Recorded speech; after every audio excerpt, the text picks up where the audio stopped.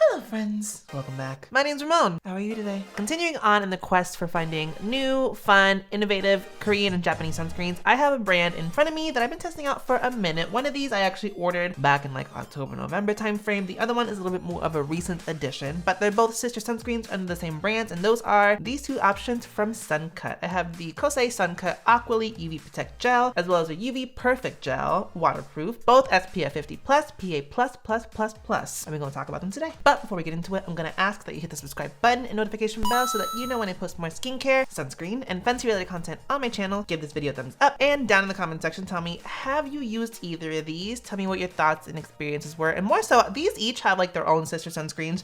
Just tell me overall, have you used Suncut sunscreens? What your thoughts were?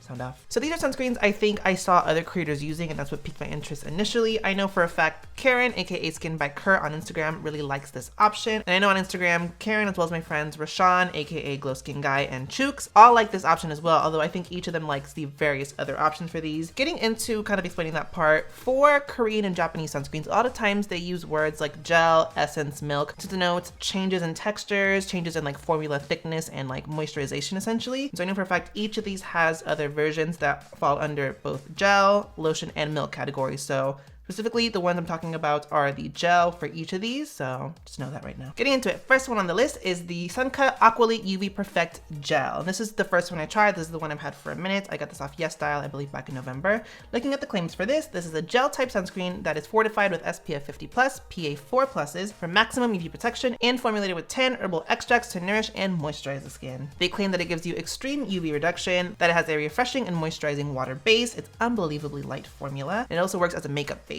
which I can pretty much attest to all of those things. Looking at the filters, we have octinoxate as well as polysilicone 15 to give you that UVB protection. You have Evenol A+, that's giving you all the UVA protection. Tinosorb S offering broad spectrum, as well as titanium dioxide giving you UVB and UVA2 protection. So you're getting a lot of filters up in this, giving you a nice UV protection salad, getting a nice bump across the entirety of the spectrum. Well, I will say about titanium dioxide, which I actually didn't know this had until I looked at the ingredients list. I believe it's the last ingredient on the formulation in terms of the actual ingredient list. We know that can be very ambiguous, but there's no designation, there's no sensation of it in the texture and the look and the wear of this that would tell you that it has that titanium dioxide. Again, Skin by Kurt on Instagram loves this sunscreen formulation. This leaves absolutely no white cast on her, so I can attest that it is in fact brown skin friendly. Looking at some of the formulation points, as it mentioned back in the product claims, it does have 10 herbal extracts intended to nourish and moisturize the skin, and I would argue a lot of them also tend to offer some antioxidant, anti-inflammatory claims, but to call some of those out, you got chamomile, calendula, orange flower water,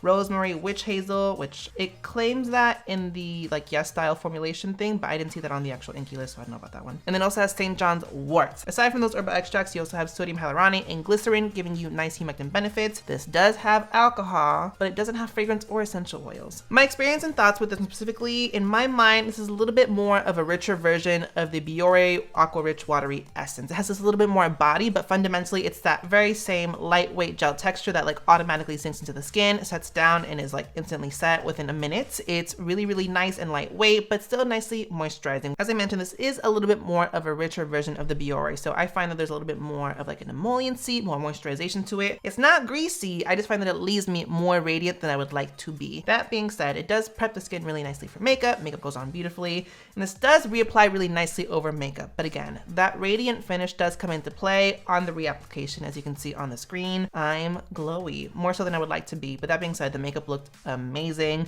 It didn't like affect the wear of it, didn't affect the overall look of it. With some setting after reapplication, you're golden with this. I would say if you have more normal to dry skin, or you just don't mind being more radiant with oily skin, this is a great option. This is not water resistant. I will also say this is not stinging around the eyes at all. And next, let's get on to the other version. I would argue it's like the bigger sister. This is the UV Perfect Gel from Suncut. And again, there's a few different versions of these, and all of them come in very similar packaging. There's the UV Perfect Essence, the milk, and then there's also a Protect Gel. This is the Perfect Gel. And I believe, again, fundamentally, it's just talking about the different textures, because even on the Suncut website, there wasn't necessarily a designation as to why they each have different names. The ingredients lists look very, very similar. Looking at the claims for this, it just says that it's a waterproof and sweat resistant sun gel that comes in a lightweight but highly effective formula that fends off UV rays while coming with proven skincare benefits. Slather on for protective and hydrating boost. Looking at the filters for this, you have octinoxate, polysilicone 15, again UVB protection, Tinosorb S giving you broad spectrum, and then you have Evenol A+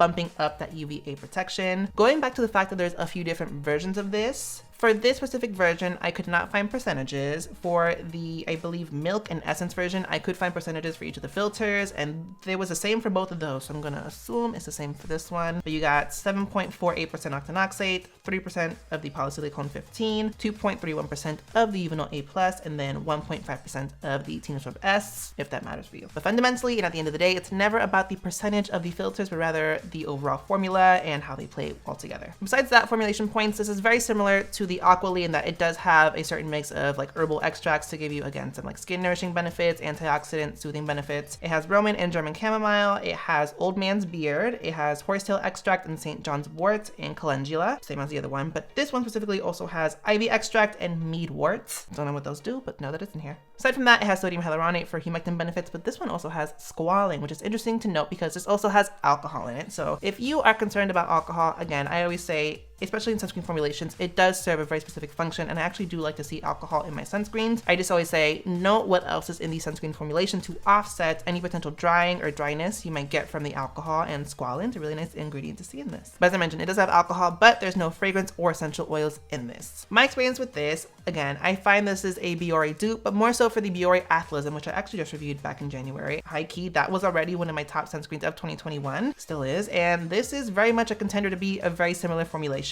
This is an even more lightweight gel than the Aqualy, but there's none of that emollients and really rich moisturization qualities I get from the Aqualy. It's still moisturizing in my opinion for my oily skin, but it doesn't have the emollients and radiance that the Aqualy does. This leaves your skin more natural finished, and it has some oil controlling properties in my opinion. But again, very lightweight gel texture, working into the skin. It's set within a minute honestly, and you're left with a very nice canvas. Go on top of makeup. Makeup applies beautifully, but more so I personally prefer this one for reapplication because again, that super lightweight gel texture, you like apply it on the makeup and it sets down almost instantly. It doesn't affect the makeup, and therefore you're left with a really nice unaltered finish. So whatever finish your makeup has, whether it's more radiant, more matte, more natural, you'll maintain that finish even with reapplication with this one. So I definitely like it for that.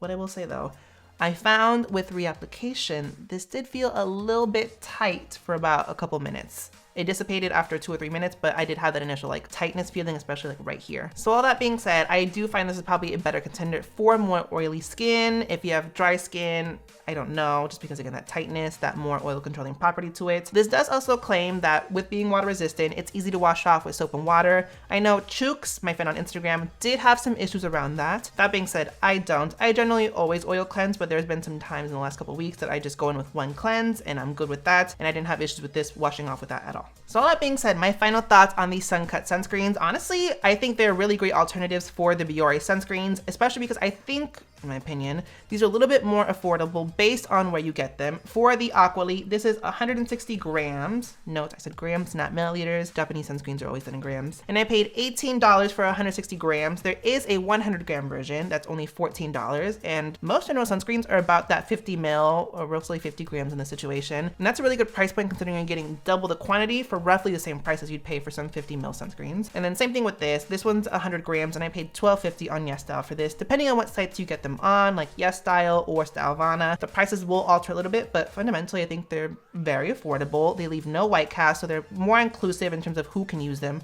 But that being said, they do both have alcohol. I know some people are against that. I think if you prep your skin adequately, you should be okay unless you have really, really sensitive skin, but even still, there's no fragrance, no essential oils. So I think it's very much based on your personal skin and how it reacts. But I think overall, these are very, very good options, especially if you're looking for alternatives to the Biore sunscreens. Again, I think this one would be better for more normal to dry skin just because it is a little bit more moisturizing, a little bit more radiant in my opinion. Well, this one I think would be better for more oily skin types just because, again, leaves you really matte. So again, if you're looking for really affordable, really great quality Japanese sunscreens, touting really nice photo protection with really good UV filters and especially a waterproof option, Suncut got you. Again, down in the comments section, tell me, have you used these or the other alternatives from Suncut? What have your opinions been? I think I'm definitely going to check out some of the other alternatives for each of these just to try them out, say I've tried them, get the reviews on the channel, but I also want your opinion. So again, sound off in the comments. Make sure you give this video a thumbs up, hit that subscribe button and notification bell so that you know when I post more skincare, sunscreen, and Fenty related content on my channel.